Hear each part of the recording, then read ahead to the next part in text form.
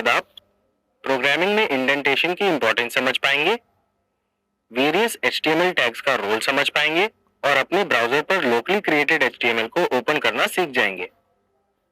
पिछले वीडियो में हम काफी इंटरेस्टिंग नोट पर थे, जहां पर हम बात कर रहे थे कि इस क्लटर्ड और अनरीडेबल कोड को ऐसे स्ट्रक्चर्ड और रीडेबल फॉर्म में कैसे बनाया जा सकता है। तो एक कोड को स्ट्रक्चर्ड और रीडेबल बनाने के लिए हम कुछ स्टैंडर्ड्स या रूल्स फॉलो करते हैं।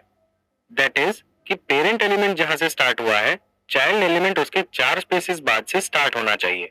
आप अपने कन्वीनियंस के हिसाब से स्पेसेस ऐड कर सकते हैं, बस ये याद रखिएगा कि कोड थ्रू आउट रीडेबल और यूनिफॉर्म होना चाहिए।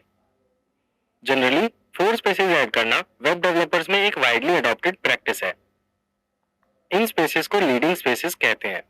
चलिए देखते हैं इसका क्या मतलब है।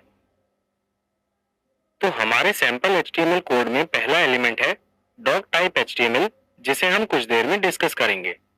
नेक्स्ट लाइन में जो HTML एलिमेंट है वो किसी एलिमेंट का चाइल्ड नहीं है और इसीलिए ये बिना लीडिंग स्पेस के स्टार्ट होगा। नेक्स्ट एक हेड एलिमेंट है जो HTML एलिमेंट का चाइल्ड है, तो ये 4 लीडिंग स्पेसेस के बाद स्टार्ट होगा। एक लीडिंग स्पेस ऐड करने के लिए बस एक बार स्पेस बार प्रेस करिए और ऐसे ही 4 लीडिंग स्पेसेस के लिए 4 बार स्पेस बार प्रेस करेंगे। नेक्स्ट है टाइटल एलिमेंट, जो हेड एलिमेंट का चाइल्ड है। तो टाइटल एलिमेंट अपने पेरेंट हेड एलिमेंट से 4 लीडिंग स्पेसेस के बाद स्टार्ट होगा। इसका मतलब है कि हमें 8 लीडिंग स्पेसेस ऐड करनी होंगी।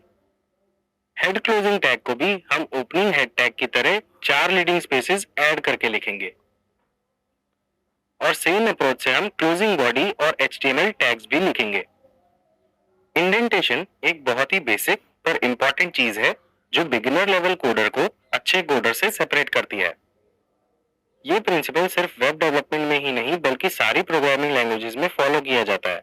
अगर आपका कोड प्रॉपर इंडेंटेशन के साथ नीटली लिखा होगा तो कोई भी वो कोड देखकर इंप्रेस हो जाएगा और आपको नीट और स्ट्रक्चर्ड कोड लिखने के लिए अप्रिशिएट करेगा। इसके और भी बेनिफिट्स हैं। फॉर एग्जाम्पल, अगर आप जॉब के लिए अप्लाई कर रहे हैं और असाइनमेंट के लिए आपने अपना कोड सबमिट किया है, तो इंटरव्यूअर सबसे पहले ये देखेगा कि आपने कोड कैसे लिखा है और इससे आपके सिलेक्शन चांसेस बढ़ जाएंगे। तो ध्यान रखिए कि जब भी आप कोई कोड लिखें तो वो वेल स्ट्रक्चर्ड और इंडेंटेड होना चाहिए और इसे इंश्योर करने के लिए आपको बहुत सारी प्रैक्टिस करनी होगी, जिससे वो आपकी हैबिट बन जाए।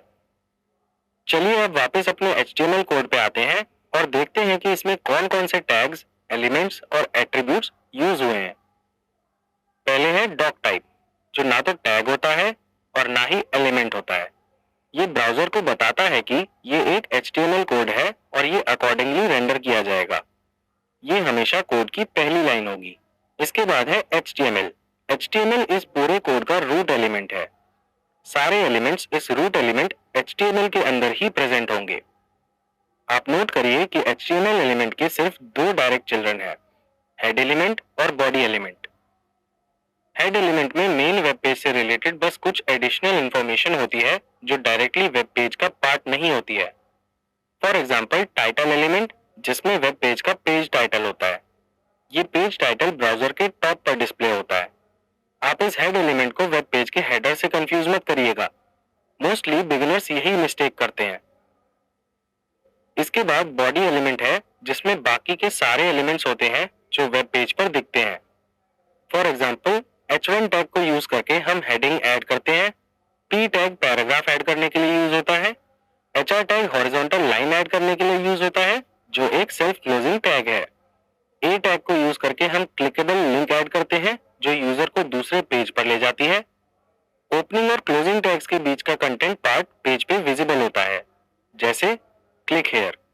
ये कंटेंट एक URL से लिंक्ड है जिसे हम href एट्रीब्यूट में डिफाइन करते हैं। इसका मतलब है कि अगर आप क्लिक हेयर पर क्लिक करेंगे तो आपको ये इंटर्न शाला की वेबसाइट पर रीडायरेक्ट कर देगा। और लास्ट में हमारे पास है इमेज टैग, जिसके थ्रू हम वेब पेज में इमेज ऐड करते हैं। SRC एट्रीब्यूट उस पाथ को डिफाइन करता है जहां से वो इमेज फेच होती है। ये भी एक सेल्फ क्लोजिंग टैग होता है। हम इस टैग को अगले टॉपिक में डिटेल में पढ़ेंगे। That was all about the various HTML tags, elements and attributes that are present in our HTML code. अब ये वीडियो खत्म करने से पहले मैं चाहता हूं कि आप अपने ब्राउजर में HTML फाइल्स को ओपन करना सीखें। आप एक तरीके से तो फेमिलियर हैं ही, जिसमें ब्राउजर के एड्रेस बार में फाइल नेम को एंटर करते हैं। ये हमने पिछली वीडियो में ऑलरेडी डिस्कस किया था और देखा भी था। HTML फाइल को अपने ब्राउजर में ओपन करने के लिए हम फाइल पे डबल क्लिक भी कर सकते हैं। हम सेकंड मेथड को प्रेफर नहीं करते क्योंकि उसमें HTTP रिक्वेस्ट रिस्पॉन्स साइकिल नहीं होता है। इस केस में आप ब्राउजर को फाइल में प्रेजेंट HTML कंटेंट को डायरेक्टली रेंडर करने के लिए कहते हैं। हम पहला मेथड प्रेफर करते हैं क्योंकि एक अच्छा वेब डेवलपर बनने के लिए हमें हमेशा रियल वर्ल्ड सिनेरियो को रेप्लिकेट करना चाहिए। ऑल्सो जब हम इस ट्रेनिंग के लेटर स्टेजेस पे पहुंचेंगे तब HTTP रिक्वेस्ट रिस्पॉन्स साइकिल के बिना कुछ चीजें नहीं हो पाएंगी। एंड मोस्ट इंपॉर्टेंटली, ब्राउजर से कोई भी HTML फाइल ओपन करने के लिए हम HTML फाइल्स को हमेशा इस लोकेशन में सेव करते हैं, और ये इसलिए क्योंकि अपाचे इन्हें और कहीं नहीं ढूंढ पाएगा। Well, that is all in the video.